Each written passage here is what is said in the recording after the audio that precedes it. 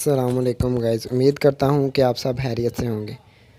تو آج میں آپ کو ایک بہت ہی اداس کہانی سنانے جا رہا ہوں۔ یہ کہانی ہے فراز اور علیزہ کی۔ محبت وہ جذبہ نہیں جو صرف حسین موسموں میں پروان چڑھے، بلکہ یہ وہ پت جھڑ کی طوفانی راتوں میں بھی دیے کی طرح جلتا ہے۔ فراز ایک غریب مصور تھا جس کا صرف اور صرف کام تصویریں بنانا تھا، اور علیزہ ایک ایسے گھرانے کی اکلوتی وارث تھی جس کا صرف اور صرف مقصد پیسہ تھا۔ دونوں کی محبت کا آغاز یونیورسٹی کی پرانی لائبریری سے ہوا تھا۔ ایک کتاب کے صفحے پلٹتے ہوئے جب دونوں کے ہاتھ ایک دوسرے سے ٹکرائے تو وقت جیسے وہیں تھم گیا۔ وہ نظریں جو کبھی اجنبی تھیں اب ایک دوسرے کا پتہ پوچھنے لگی تھیں۔ بارش کی شامیں، چائے کے کھوکھے پر ہونے والی لمبی باتیں اور مستقبل کے حسین خواب، ان کی دنیا اتنی ہی تھی۔ لیکن محبت کی کہانیوں میں حقیقت کے کانٹے ہمیشہ چبھتے آئے ہیں۔ جب علیزہ کے والد نواب دلاور خان کو اس محبت کی خبر ملی تو ان کے گھر میں ایک طوفان آ گیا۔ ایک شام نواب صاحب کے گارڈ فراز کو زبردستی ایک سنسان جگہ اٹھا کر لے گئے۔ نواب صاحب نے فراز کے سامنے ایک ایسا طوفان کھڑا کر دیا جس کا وہ سامنا نہیں کر سکتا تھا۔ نواب صاحب نے ایک سرد اور بہت ہی غصے والے لہجے میں کہا، فراز، محبت کتابوں میں اچھی لگتی ہے، حقیقت میں اسے پیٹ کی آگ اور معاشرے کے تانے جھلس لیتے ہیں۔ علیزہ شہزادی ہے اور تم ایک مفلس مصور ہو۔ تم اسے وہ زندگی کبھی نہیں دے سکتے جس کی یہ عادی ہے۔ اگر اس کی بھلائی چاہتے ہو تو اپنی زندگی سے اسے ہمیشہ کے لیے نکال دو۔ فراز کے پاس دل کے ٹکڑے کرنے کے سوا کوئی چارہ نہ تھا۔ وہ جانتا تھا کہ علیزہ کے لیے اس کا ساتھ دینا اس کے پورے خاندان کے خلاف بغاوت بن جائے گا، اور وہ علیزہ کو کسی بھی تکلیف میں نہیں دیکھ سکتا تھا۔ اگلے دن بارش کی ایک مدھم صبح تھی۔ علیزہ یونیورسٹی کے اسی کونے میں فراز کی منتظر تھی جہاں وہ ہمیشہ ملا کرتے تھے۔ فراز آیا، لیکن اس کے چہرے پر وہ پرانی چمک نہیں تھی، بلکہ ایک پتھر جیسی خاموشی تھی۔ علیزہ نے خوش ہو کر کہا، فراز، تم اتنے اداس کیوں ہو؟ دیکھو، میں نے بابا سے بات کرنے کا فیصلہ کر لیا ہے۔ فراز نے علیزہ کے ہاتھ سے آہستہ سے اپنا ہاتھ نکالا، ایک مصنوعی سی بے رخی چہرے پر سجاتے ہوئے کہا، علیزہ، اب بس کرو یہ سب بچگانہ باتیں۔ سچ تو میں نے کبھی تم سے سنجیدہ محبت کی ہی نہیں۔ میں نے تو صرف تمہاری دولت اور اس فیملی کے رتبے سے محبت کی ہے۔ اب میری زندگی میں تمہارے لیے کوئی جگہ نہیں ہے، پلیز میرا پیچھا چھوڑ دو۔ علیزہ کو لگا جیسے آسمان اس کے سر پر آ گیا ہے اور اس کی آنکھوں میں پھٹی کی پھٹی رہ گئیں، اور اگلے چند منٹوں کے لیے وہ ایک دم سے بیٹھ گئی۔ وہ کچھ بول نہ سکی۔ فراز نے مڑ کر دیکھا تک نہیں اور تیزی سے وہاں سے چلا گیا۔ جب وہ کار میں بیٹھا تو اس کا دل پھٹنے کو تھا اور آنکھوں سے بہنے والے آنسو کو روکنا اس کے بس میں نہیں تھا۔ 5 سال بیت گئے۔ علیزہ کے والد نے اس کی شادی ایک نامور بزنس مین سے کر دی تھی۔ علیزہ کی زندگی بظاہر تمام آسائشوں سے بھری تھی، مگر اس کا دل اندر سے بالکل بنجر اور خالی ہو چکا تھا۔ وہ ایک ایسی لاش بن کر جی رہی تھی جس کی کوئی حد ہی نہیں ہوتی۔ مگر دوسری طرف فراز شہر سے بہت دور ایک چھوٹے سے قصبے میں اکیلا رہتا تھا۔ اس کی بنائی ہوئی تصویریں اب ملک بھر میں مشہور ہو چکی تھیں، لیکن اس کی اپنی زندگی کا رنگ کب کا اڑ چکا تھا۔ اس نے کبھی شادی نہیں کی اور اس کا صرف ایک ہی مقصد تھا کہ علیزہ کے لیے اداس نقوش تیار کرنا تھا۔ ایک دن شہر کے سب سے بڑے آرٹ گیلری میں فراز کی پینٹنگ کی آخری نمائش کا اختتام کیا گیا، اور وہی شہر تھا جہاں انہوں نے محبت کی قسمیں کھائی تھیں۔ علیزہ بھی اس نمائش میں اپنے شوہر کے ساتھ مجبوری کے تحت آ پہنچی۔ جیسے ہی علیزہ ہال کے اندر داخل ہوئی تو اس کی نگاہیں دیواروں پر لگی ایک بڑی پینٹنگ پر جا ٹکیں۔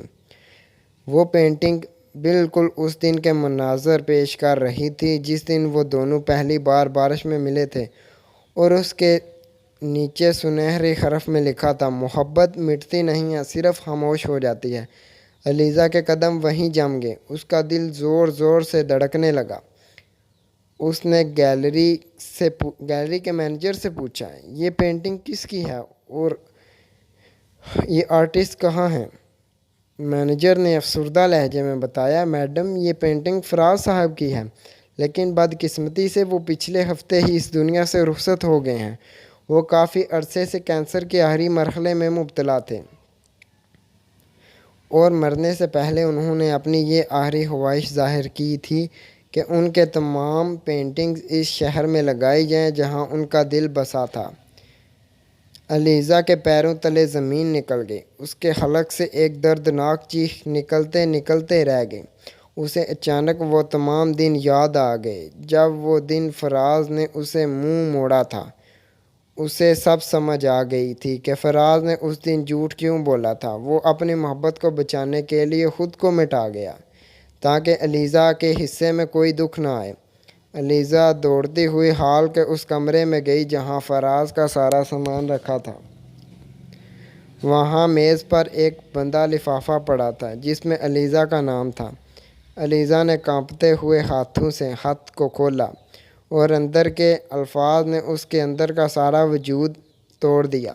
میری پیاری علیزہ، اگر تم نے یہ خط پڑھ رہی ہو تو اس کا مطلب ہے کہ میں اس دنیا سے بہت دور جا چکا ہوں جہاں دیواروں کے تانے نہیں ہوتے، اور معاف کر دینا اس دن کے لیے جب میں نے تمہاری آنکھوں میں آنسو دیے تھے۔ میں مجبور تھا کیونکہ میں تمہیں اپنے ساتھ اس مفلسی اور بیماری کے اندھیرے میں نہیں دھکیل سکتا تھا۔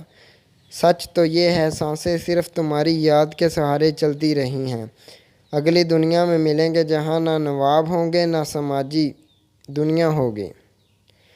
حال کے اس سنسان اور اداس کونے میں جہاں ہوا بھی جیسے رک گئی تھی، علیزہ گھٹنوں کے بل زمین پر بیٹھی اور اس کے ہاتھ میں فراز کا وہ آخری خط کانپ رہا تھا جس کے ہر ایک حرف سے محبت، قربانی اور درد کی ایک مہک آ رہی تھی۔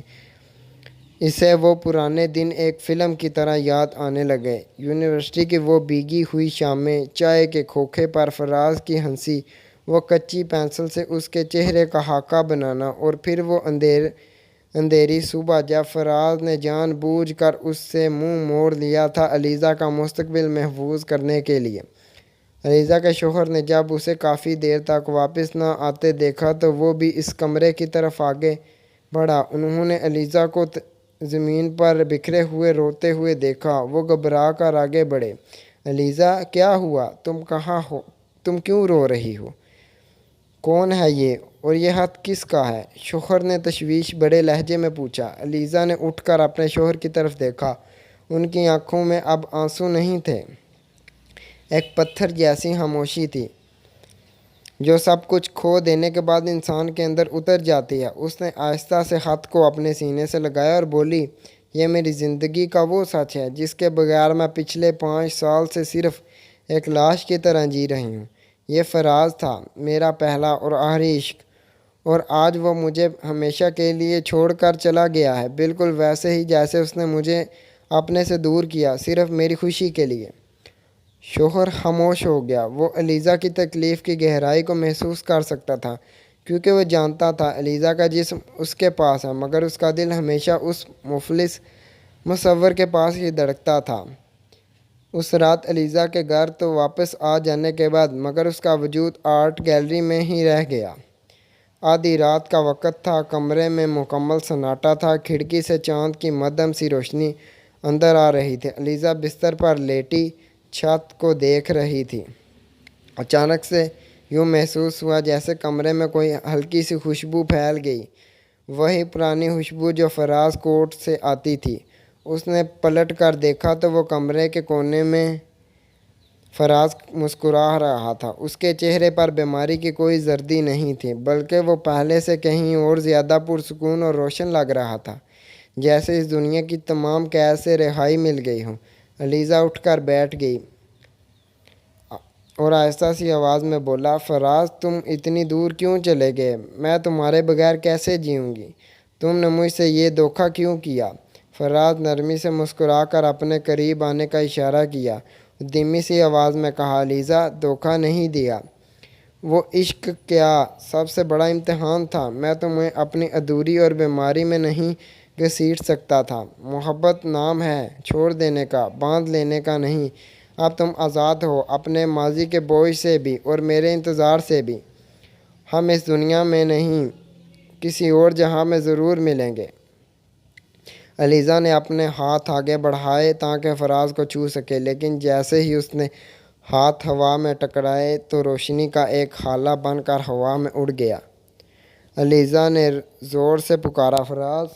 اور بستر پر اٹھ کر بیٹھ گئی۔ کمرہ خالی تھا۔ باہر سڑک پر کسی گاڑی کا ہارن کی آواز بج رہی تھی اور صبح کا پہلا اجالا کھڑکی سے اندر آ چکا تھا۔ علیزہ کی آنکھوں میں دو موٹے موٹے آنسو نکل کر اس کے تکیے پر آ گرے۔